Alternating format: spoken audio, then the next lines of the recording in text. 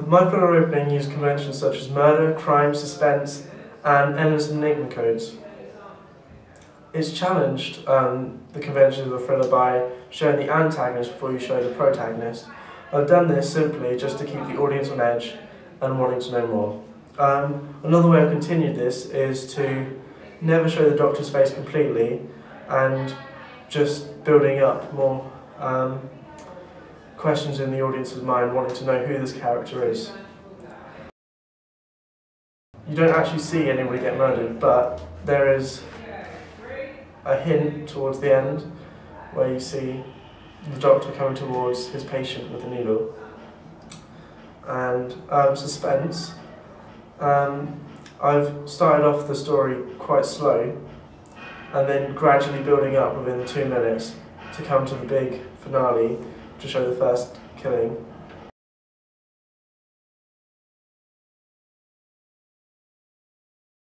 I think it's very conventional. I think it ticks a lot of the boxes. Right through your sound techniques, I think the background music it creates a great sense of tension. I think the fact that it's kind of well scored to the image, I think, is a real bonus. I think that idea of narrative enigmas as well is clearly evident. We kind of want to know what this guy's up to, and we're left with a sense of wanting to know more. So yeah.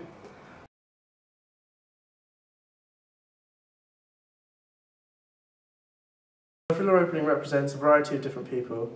It represents elderly people, middle-class professionals, and higher class society. Middle-class professional being the Doctor, of course. We see the Doctor abuse his power and knowledge against his patients to kill them off and steal their money. He's middle class because he has a house in the country where he has an office there, and if you notice when he comes into the house, the fire's already lit, so it's suggesting that there's already been a maid-in or someone that works in the house to light the fire for him. The older woman that you see at the end of the film can be represented as an innocent person, but she's also represented as higher society, because for a woman of her time, it would have cost a lot of money to have your own private doctor come to your house.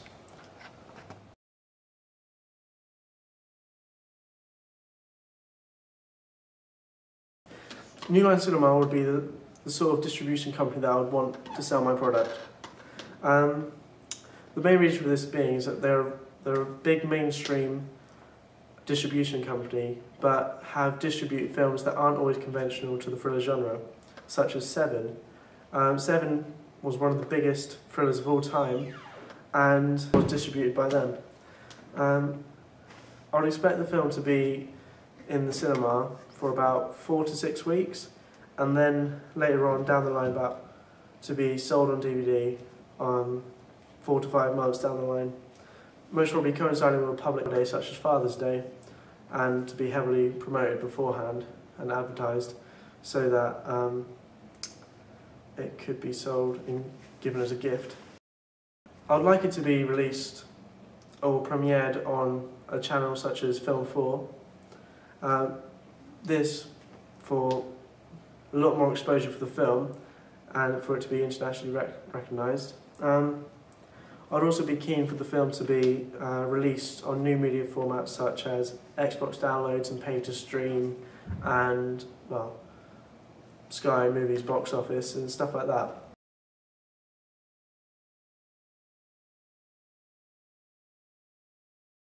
The main thing I've learned technology-wise from this film is definitely been using Final Cut Express, which I've never used before until this film. All the other films I've made have all been on iMovie, so it was quite a big learning curve to get to grips with a new program. It was quite hard at first, but I've got the hang of it. The reason I chose Final Cut Express over iMovie is because it gave me a lot more richer sepia tones than the iMovie did, which was quite a lot more cheesy and didn't look authentic how I wanted it to be. I've also learned how to use LiveType and keyframing is another thing I've used in LiveType and Final Cut Express together. Another thing I've learned to use technology-wise is how to blog. Beforehand I've never done anything like it, and I've now got my own page set up with various posts. Another thing I've learned is how to use GarageBand while having a video up to score to the moving image at the same time. Another program I also used is Audacity. I made some Foley samples. I made a pen scratching on paper to get the sound of him writing on the checks, but it didn't really sound right, and after getting some audience feedback from it, everyone said just to leave it out and just leave the music.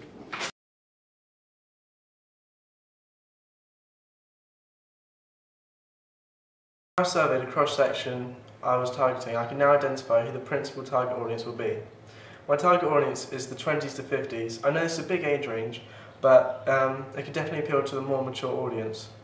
The people that Dr. Death would appeal to are those who would like to watch the film several times over and who like a film that makes them think and in which reveals more when they repeat the viewing.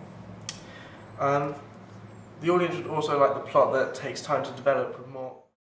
My target audience would be from the socio-economic groups of C2 and above. My target audience would most probably want to buy the DVD instead of downloading it illegally, unlike a lower age target audience might.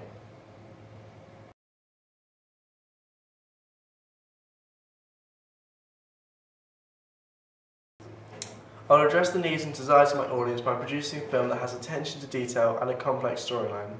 I'll add in details early on which get answered later on in the film, which will keep the audience engaged for the duration of the film.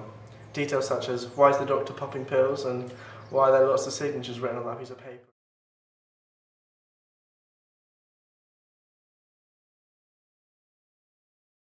Looking back on my preliminary tasks, the main thing I've learned is how to use lighting. For Dr. Death, I had 4 different sources of light. I had natural light coming from the window, lights that are fitted in, well, ceiling lights, and then I had 2 lights which I brought in myself.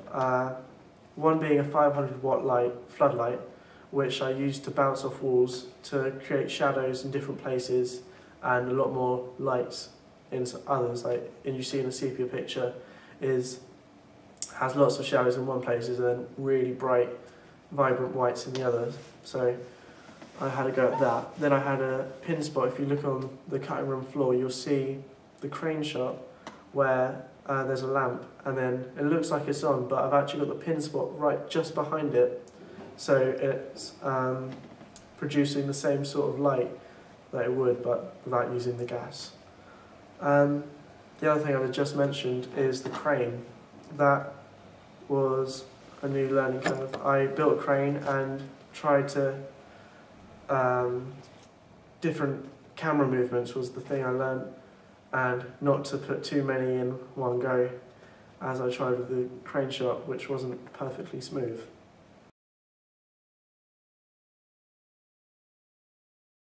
I think the part that worked really well was the part where it went really white just before it changed scene to the woman sitting in the chair. That worked really well. The thing I liked most about David's film was probably the setting he used, the mise en scène. Was really good. He used like the typewriter and all the old books and stuff. Yeah, it was a really good film.